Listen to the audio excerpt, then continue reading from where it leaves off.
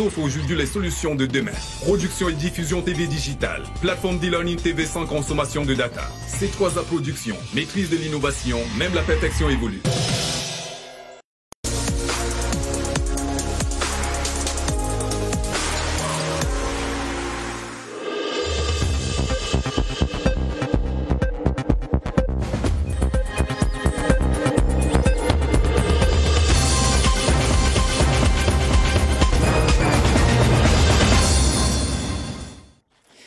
Mesdames, Messieurs, bonsoir. Voici les titres du journal.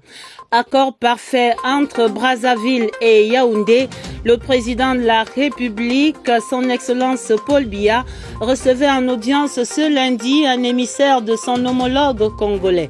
Pour le point de ces échanges, nous allons au Palais de l'Unité dans un instant. Désaccord entre l'offre des médecins spécialistes et la forte demande au Cameroun. Le dossier du 20h30 questionne la formation, mais aussi la fuite des cerveaux, des pistes de solutions à suivre. Désaccord sur la phase retour de l'élite One. La fin du championnat approche à grands pas et toujours pas de reprise à l'horizon. Ne bouclera pas la saison. À suivre en page des sports, la grande enquête pour les réponses. Voilà pour les titres. Développement après ce message.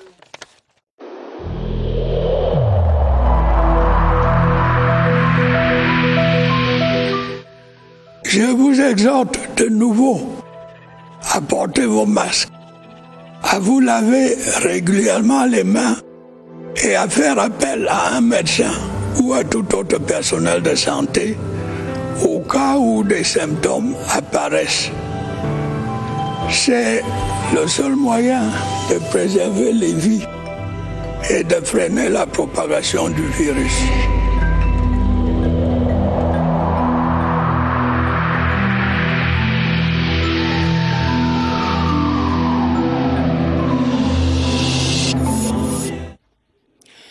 Convergence de vues entre Brazzaville et Yaoundé à l'examen de divers domaines de la coopération bilatérale.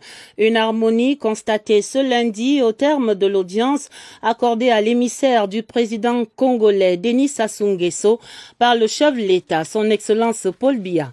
L'envoyé spécial Pierre Oba était porteur d'un pli fermé, certainement relatif aux questions d'intérêt commun telles que l'exploitation du fer de Nabé-Bambalam à la frontière entre les deux pays. Reportage au Palais de l'Unité. Yves-Marc Modzo. Son parcours et ses états de service font de Pierre Oba l'un des acteurs de premier plan de la scène politique congolaise. Tour à tour ministre de la Sécurité puis de l'Intérieur, après avoir dirigé la police nationale de son pays, il occupe aujourd'hui les fonctions de ministre d'État, ministre des Industries minières et de la Géologie. Arrivé en terre camerounaise il y a quelques jours, il est reçu au palais présidentiel ce lundi 31 mai 2021 avec tous les égards en qualité d'envoyé spécial du président congolais Denis Sassou Nguesso. Monsieur Pierre Oba, ministre d'État, ministre des Industries minières et de la Géologie du Congo, envoyé spécial. Dans un premier temps, il va s'agir pour l'émissaire congolais de remettre au chef de l'État camerounais, Paul Biya, le pli fermé dont il est porteur. Par la suite, les échanges entre le président Biya et Pierre Oba seront orientés sur des questions d'intérêt partagé, notamment sur ce projet frontalier de mise en exploitation du minerai de fer par une entreprise australienne. Depuis au moins 10 ans, les deux États, par le biais de leur chef d'État, donc son Excellence le président Biya, qui m'a fait l'honneur de cette audience que vous qualifiez de longue, mais nous avons dû écouter parce qu'on aurait pu rester encore. Et le président Denis Sassou Nguesso qui m'a dépêché auprès de lui pour parler d'un projet, d'une affaire que nous avions commencé conjointement depuis environ 10 ans pour développer le minerai de fer qui est transfrontalier entre les deux États, qui relie donc Mbalam et Sanké du côté du Congo. Mbalam, on appelle ça le projet de fer Mbalam-Nabemba. Et nous avons travaillé pendant longtemps avec des partenaires australiens qui avaient une société de droit camerounais ici et une société de droit congolais au Congo. Les constats étant faits, la rupture devenait inévitable. C'est une activité qui est régie par des codes, par des lois dans chacun de nos États, comme eux, les sociétés là, elles ont aussi des règles qu'elles appliquent rigoureusement pour réussir. Mais ici, chez nous, ils marchent sur nos lois, ils marchent sur nos règlements, ne respectent pas nos États et confondent les conventions que nous signons avec elles et les confondent à nos lois et pensent qu'elles sont même au-dessus de nos constitutions. Et nous avons décidé de rompre avec eux. Après avoir fait part de la situation au chef de l'État camerounais, l'émissaire congolais va solliciter et recevoir de lui ses précieux conseils. Comme c'était des projets d'exploitation conjointe, et il nous faut donc recréer l'harmonie avec nos frères camerounais pour que nous continuions la même procédure pour tirer profit de ces projets.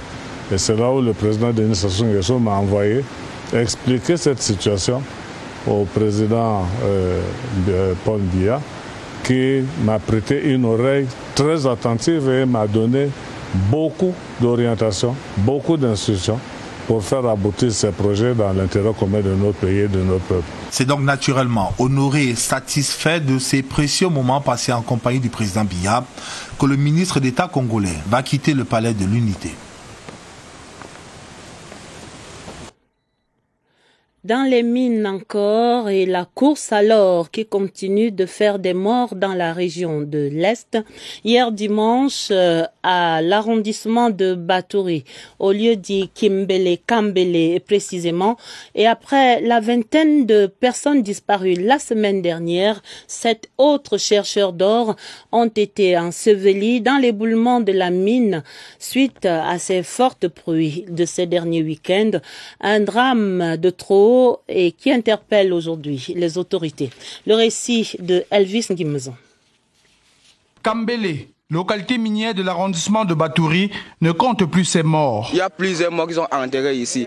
Et il y a les autres, quand ils jettent avec l'appel, notre force, on jette, ça a un niveau qu'on enlève. Il y a un niveau qu'on ne peut pas enlever, ça demande le proclair. On n'a pas la force d'enlever, on abandonne. Le retour des pluies a fragilisé un relief déjà sapé par l'activité des chercheurs d'or. Des trous béants laissés à découvert après le passage des pelles excavatrices qui remuent et retournent la terre à longueur de journée. À côté de cette exploitation semi-mécanisée pratiquée par des expatriés, excelle une autre activité appelée ngeri en langue locale, une technique de récupération des graviers et sables qui sont écrasés et lavés pour en tirer de l'or. Avec la forte fréquence des précipitations, des éboulements successifs causent mort et désolation.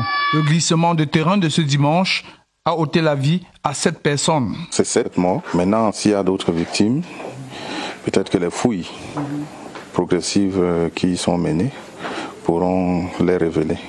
La semaine d'avant, de l'aveu des riverains, le bilan d'un autre éboulement était plus lourd. Avant-hier, c'était dès qu'il s'est noyé qu'on a enlevé le corps. Il y a eu des accidents, mais pour le cas de morts, c'est 6. Curieusement, ces drames à répétition ne découragent pas les villageois qui, au contraire, sont de plus en plus nombreux à investir ces sites à risque.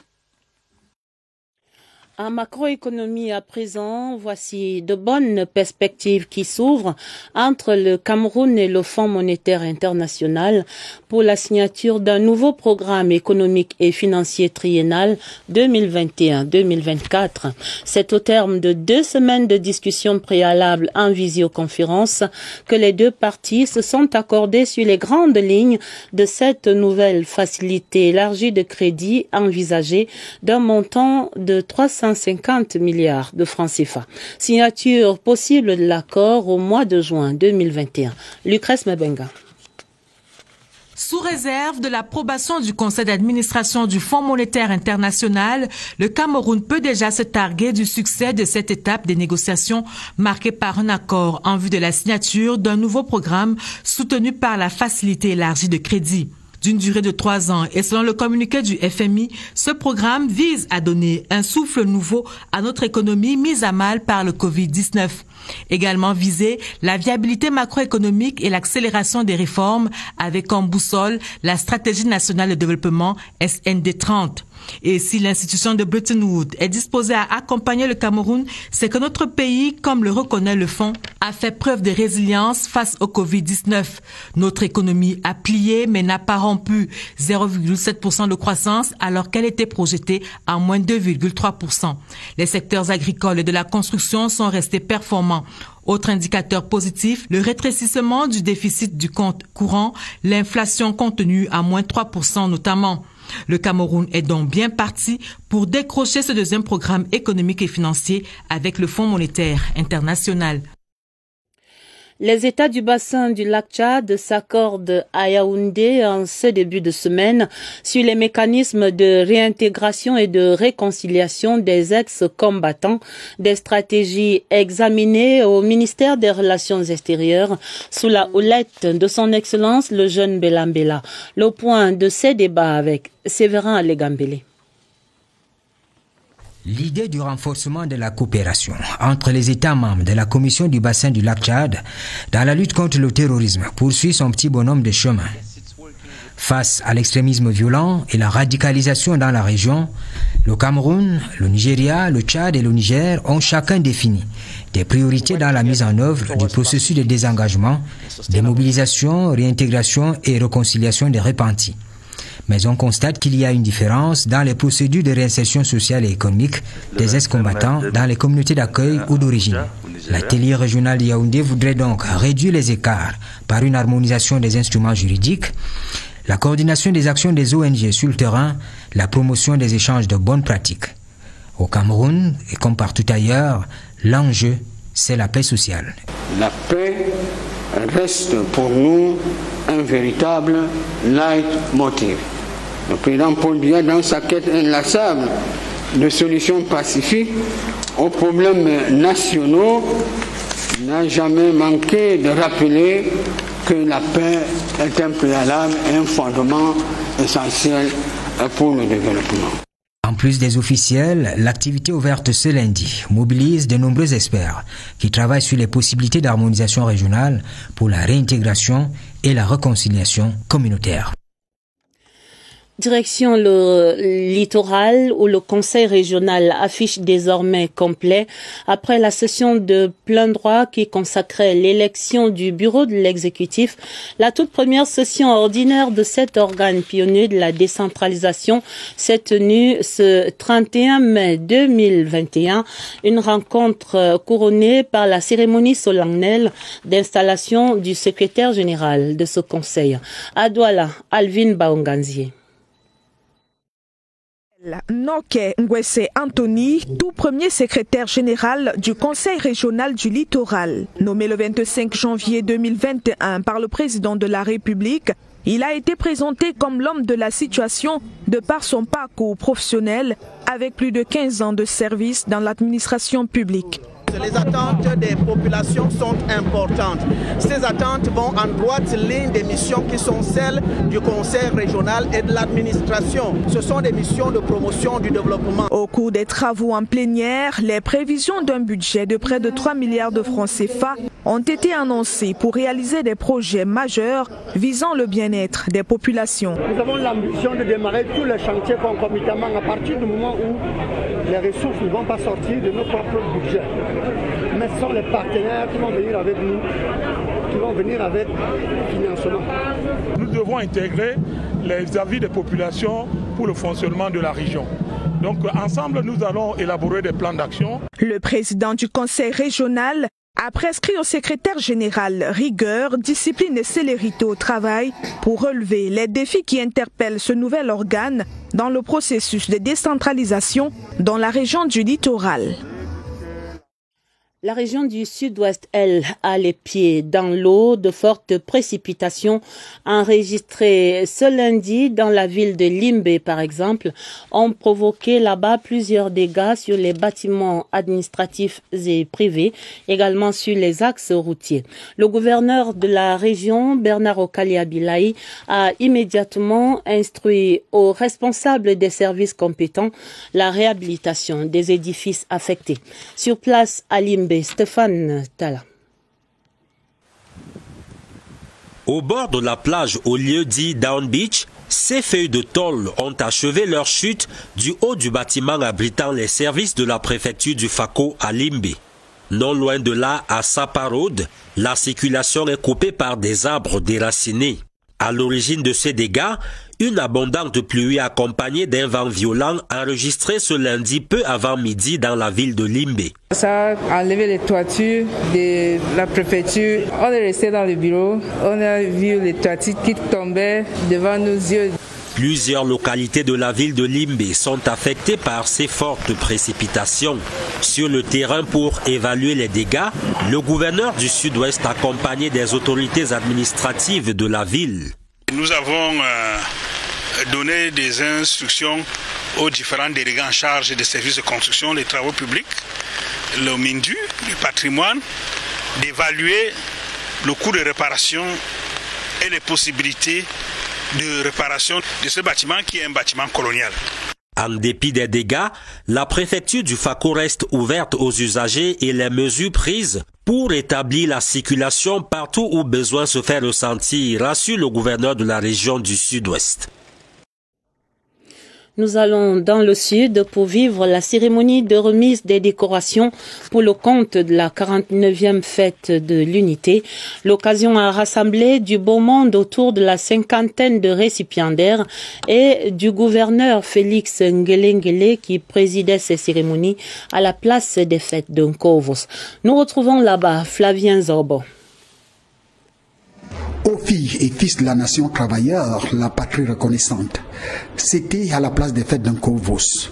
Un cérémonial cadencé selon les règles protocolaires militaires. Ici, une cinquantaine de personnalités sont promues aux différents grades dans les ordres nationaux, entre autres l'ordre de la valeur du mérite camerounais, des médailles du mérite de la force publique, sans oublier l'ordre national du mérite agricole. Tous se voient épinglés sur les poitrines par le gouverneur et ses collaborateurs, des distinctions symboles d'une action méritoire. Cette distinction me permettra de booster mes activités au quotidien. Merci au président de la République pour sa magnanimité qui a bien voulu me décerner cette médaille. Par profonde gratitude au chef de l'État, son Excellence Paul Biya, qui a bien voulu me distinguer à l'occasion de la célébration de la fête nationale d'unité. Cette distinction m'honore et m'amène à travailler davantage. Ces moments de reconnaissance tenus dans une mouvance de respect des mesures barrières ont dévoilé toute la solennité qui accompagne les grands événements.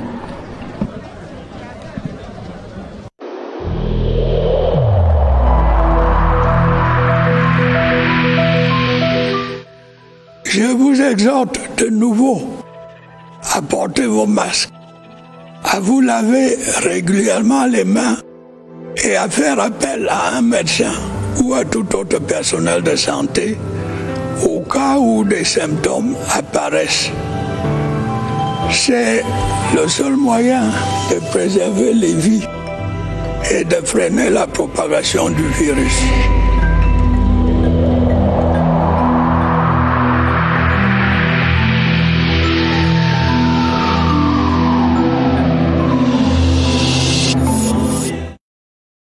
Coronavirus sans relâche au Cameroun.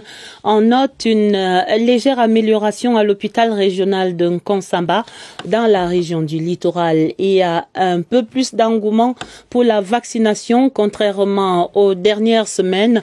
Nous allons faire le point de ces évolutions avec notre reporter Évariste Yenga que nous retrouvons dans le sillage du Tour cycliste international du Cameroun. Il est en compagnie Samba de son invité. Bonsoir à vous, messieurs. Bonsoir Adèle. Au mois d'avril dernier, nous étions ici à l'hôpital régional de Kongsamba, l'hôpital de district de cette zone du département du Mungo, lorsque le maître des lieux, le docteur Georges Mengala, nous disait qu'il y avait de la réticence quant à la vaccination contre le Covid-19. Ici, on y revient pratiquement ce jour à la fin du mois de mai pour voir ce qui a évolué entre-temps. Docteur, bonsoir. Bonsoir Évariste. La vaccination, est-ce que ça craint toujours dans cet hôpital? Alors, merci Évariste pour la double opportunité que vous nous donnez. Il y a un mois, vous étiez ici et ceci montre à quel point vous êtes intéressé par l'évolution de la chose. Alors, pour revenir à l'hôpital régional de Kongsamba, il faut dire qu'il y a une très bonne évolution par rapport à la vaccination. Il y a un mois, nous avons de la peine à pouvoir vacciner même notre personnel. Aujourd'hui, avec la décision qui a été prise par le gouvernement du Cameroun, à savoir qu'il fallait vacciner des personnes avec des comorbidités, des personnes de plus de 50 ans et puis des personnes comme vous qui sont au devant de la population, on a vu une augmentation du taux de vaccination. Actuellement, nous avoisinons une centaine de personnes vaccinées, parmi lesquelles beaucoup de personnes qui viennent de la communauté. La particularité, c'est qu'il n'y a pas une vaccination de masse, les gens ne viennent pas massivement. On a l'impression qu'il y a un message qui va d'une personne à une autre et les gens viennent se vacciner. L'autre particularité, c'est qu'on a l'impression que les gens viennent même se vacciner en cachette. Mais pour nous, c'est d'atteindre cet objectif de savoir que la majorité des personnes qui ont une certaine comorbidité, parce que c'est d'eux qu'il s'agit, c'est eux qui constituent la population avec une létalité forte. C'est ces personnes-là qui nous intéressent et nous sommes contents de savoir que ce chiffre dans la région du Mungo et plus particulièrement à l'hôpital régional de Kongsamba, que ce chiffre va augmentant. Et les lignes ont bougé, les choses ont avancé à l'hôpital régional de Kongsamba. La vaccination, elle ne fait plus peur, mais d'aucuns préfèrent venir se faire vacciner sans tambour ni trompette. L'essentiel, c'est de se faire vacciner. Et mieux vaut certainement en la matière beaucoup de discrétion, pas les temps qui courent. Nous parlons encore santé. Le dossier du journal dit SOS malades cherchent désespérément médecins spécialistes, des neurologues, oncologues et autres néphrologues plutôt rares. Le 20h30 ouvre donc le dossier pour comprendre cette difficulté qu'éprouvent des patients à se faire consulter par un médecin spécialiste au Cameroun aujourd'hui, le pays qui compte pourtant quelques 910 médecins spécialistes. Alors, pourquoi cette rareté? Quelques raisons évoquées dans cette enquête que signe Irène Njanafuda. Des médecins spécialistes examinent leurs patients dans les unités dédiées à la prise en charge à l'hôpital général de Yaoundé, mais leur quorum est loin d'être atteint. Nous avons actuellement une trentaine de médecins spécialistes, mais il nous faudra une centaine. Il y a beaucoup de spécialités qui sont peu fournies. Je prends par exemple la chirurgie plastique. Nous avons besoin de spécialistes dans des domaines de la transplantation, des domaines très spécialisés de la pédiatrie. Nous n'avons pas de pneumologues, même des psychiatres. Aussi, cela est-il valable pour plusieurs autres formations sanitaires à l'échelle nationale où le corps médical spécialisé se fait rare, une évidence que l'État ne saurait nier. L'offre de formation aujourd'hui n'est pas très grande pour certaines de ces spécialités, mais il faut dire que dans toutes les spécialités que nous connaissons de manière globale, il y a des sous-spécialités. Donc on est obligé de recourir parfois à des formations à l'étranger avec les coûts que cela comporte. À défaut des 2026 médecins spécialistes voulus, le Cameroun se contente des 910 qu'il a pour envisager une répartition évoluant en dents de scie. Nous avons, sur la base des recensements effectués en 2020, un total de 910 spécialistes. La priorité est donnée aux formations, jusqu'à présent aux formations sanitaires de la première à la troisième catégorie, parce que c'est elles qui reçoivent en référencement les patients qui sont pris en charge par les hôpitaux de catégorie inférieure. Le pouvoir d'alléger les souffrances des malades d'un genre particulier revient au corps médical spécialisé, indispensable en milieu hospitalier. Et le directeur des ressources humaines au ministère de la Santé publique, Monsieur Yenga, sait bien de quoi il parle, parce que cette question de spécialisation des médecins est une véritable préoccupation. Sur environ 12 000 médecins recensés au Cameroun, moins de la moitié est classée en spécialisation. Solution possible, la formation massive et de qualité pour répondre à cette forte demande de soins de haut niveau. Comment donc résorber ce déficit de formation? Réponse avec Sidoine Mankam. L'offre en médecins spécialistes demeure faible au Cameroun alors que la population ne cesse de croître. Les chiffres font état d'environ 12 000 médecins dans tout le Cameroun, pour moins de la moitié classés en spécialisation, selon l'Ordre national des médecins du Cameroun, ONMC. Jusqu'à présent, il n'y a que la faculté de médecine et des sciences biomédicales de Yaoundé, l'ancien CUS, qui forme la quasi-totalité de nos spécialistes. Les autres sont formés à l'extérieur. En plus de cet aspect, le domaine de la spécialisation peine à innover. Mais le gouvernement, en quête de solutions, a mis sur pied de nombreuses sous-spécialisations pour compléter les offres déjà existantes. La dermatologie, telle que l'ophtalmo, telle que la rhumatologie et même certaines sous-spécialisations de pointe. Pour redresser la courbe de ce déficit en spécialistes, l'ONMC fait des propositions pour compléter les dispositions prises par l'État. Nous proposons qu'il y ait d'abord une meilleure évaluation. Élargir cette offre de formation à d'autres universités, notamment l'université de Douala ou l'université de Buea et d'autres universités. Et il faut qu'il y ait le plateau technique conséquent et des enseignants formés. Les regards restent rivés vers le ministère de l'Enseignement supérieur pour des offres de formation capables de répondre efficacement à la forte demande sans cesse croissante. La formation, oui, mais faut-il encore endiguer la fuite des cerveaux? Et c'est là l'autre piste urgente pour combler ce faible ratio d'un médecin, un seul médecin spécialiste pour 300 000 habitants au Cameroun. L'exode massif des médecins spécialistes formés vers d'autres horizons est regrettable, mais pas tous. Voici le cas de cet ophtalmologue revenu s'installer au Cameroun après sa formation.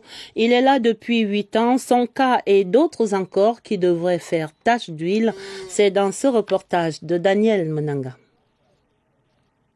Cheteux, spécialiste des maladies de l'œil, a vécu l'expérience de l'Occident, mais il a choisi de revenir. Un retour, c'est un investissement. Donc ça veut dire, quand vous investissez, vous faites un business plan. Je suis un créateur, donc je suis un entrepreneur. Et je crois que c'est aussi le deuxième message que les membres de la diaspora transmettent à la jeunesse camerounaise. Nous devons être des entrepreneurs. Nous devons créer des emplois. Nous ne devons pas attendre de qui que ce soit, quoi que ce soit. Je me suis fixé un salaire à partir de mes réserves d'Allemagne pour 2 ans, à raison de 600 000 par mois.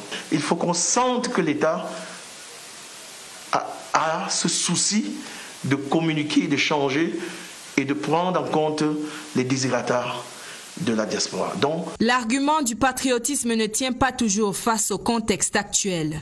Entre autres difficultés évoquées par les spécialistes en devenir, les difficultés d'insertion au Cameroun. Les principaux facteurs qui peuvent contribuer à empêcher la fuite des cerveaux des médecins spécialistes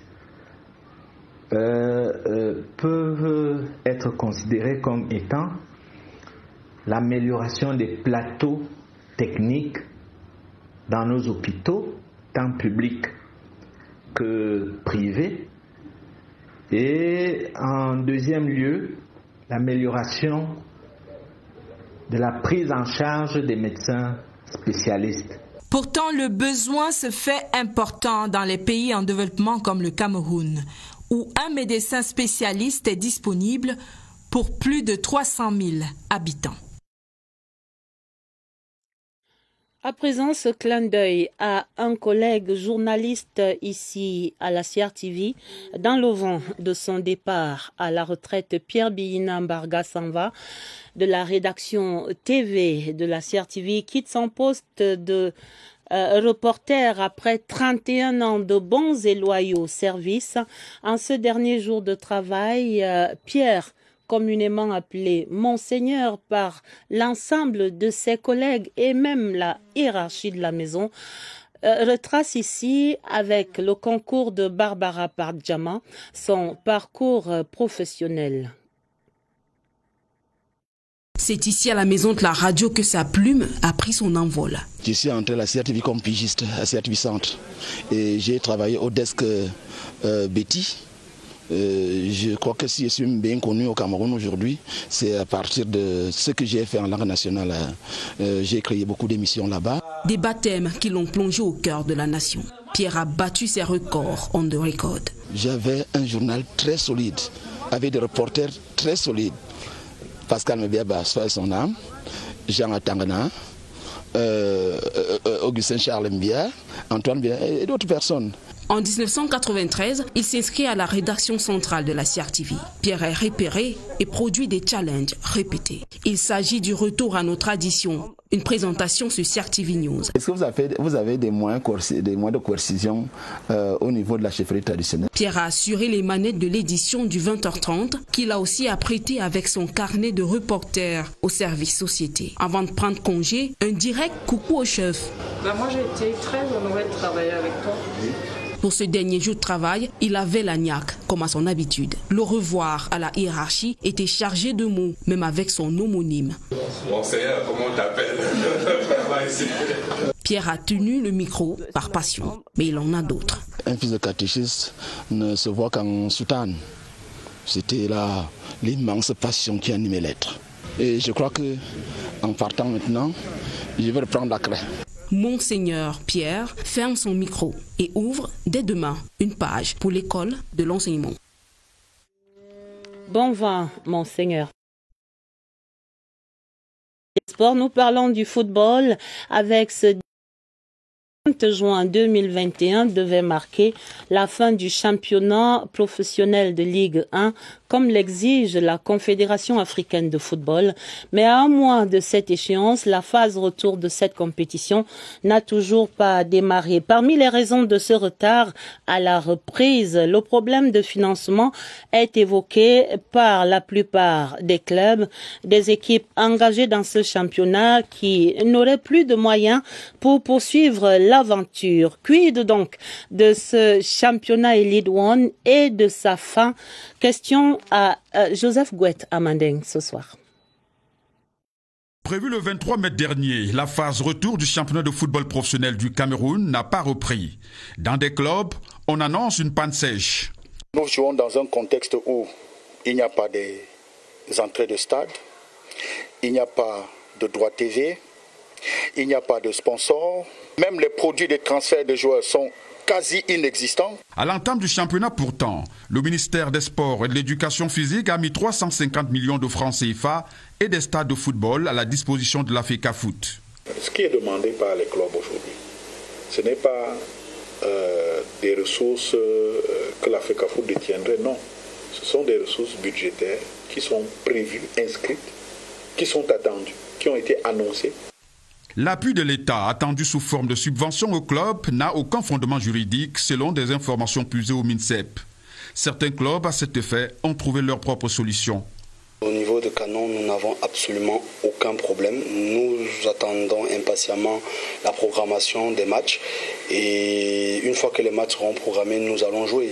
Il va falloir faire vite pour espérer boucler le championnat le 30 juin, comme l'exige la CAF.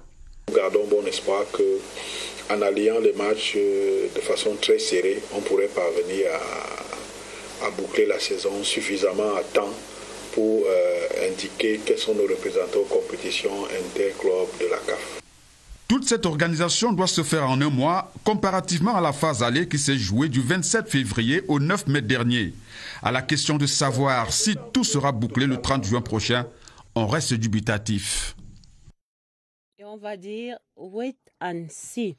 Dans cette page des sports, également la petite reine sur la scène. C'est le 17e tour cycliste international du Cameroun. Là-bas, Clovis Kamzon Abesolo se rapproche du maillot jaune. Le Camerounais en est à 2 secondes désormais, nous dit-on. Mais la 3e étape courue ce lundi entre Bangante et Nkonsamba a été remportée par le Bulgare Petar Dimitrov. Voici notre reporter sur la piste du Tour, Évariste Yenga. Un trio sur la ligne d'arrivée, 3 coureurs de la Bulgarie, mais le vainqueur est Petar Dimitrov avec un chrono de 2h35 minutes et 2 secondes. Malgré cette victoire d'étape, Jordan Andreev de la Bulgarie conserve le maillot jaune. Les sommets culminants du Ndé et du Onkam et leur verdure sont un plaisir visuel. Mais pour les muscles, la côte de 7 km, un obstacle pour les Camerounais absents de toutes les échappées, bulgares et françaises. Clovis Kamzon Abesolo va néanmoins tenir le coup sur les montées, les descentes et le plat pour terminer 7e. C'était une journée pas comme les autres. On n'a pas eu de crevaisons, mais on était un peu en difficulté parce que la route vraiment ça a été très difficile avec les montées. Et je pense à la fin j'ai essayé le coup. J'ai pu éliminer le Burkinabé qui était devant moi. Je pense que j'ai engagé encore quelques secondes pour me rapprocher vers le maillot jaune. Le Camerounais a progressé, il est désormais à 2 secondes du maillot jaune. L'étape Loum-Limbe de ce mardi sera une occasion de ravir ce maillot jaune, malgré la distance de 129,9 km à parcourir. Suivre donc demain dans nos éditions la fin du 20h30. On retient essentiellement cette audience du chef de l'État à un envoyé spécial du Congo-Brazzaville, l'homologue congolais du chef de l'État, Denis Sassou Nguesso, a dépêché à Yaoundé le ministre d'État Pierre Oba pour évoquer avec le chef de l'État, son Excellence Paul Biya, des questions liées à l'exploitation du fer de Mbalam. C'est à la frontière entre le Congo et le Cameroun. Le 20h30 était préparé avec la collaboration de Cyril Kingembepe et de Augusta Ngononga. Vous aurez un autre journal à minuit. Il sera présenté par Sadou Mamoudou et Elvis Teke. Retrouvez immédiatement sur cette antenne à Chounienti dans le magazine Inside the Presidency. Très belle soirée sur toutes nos antennes et à demain 20h30.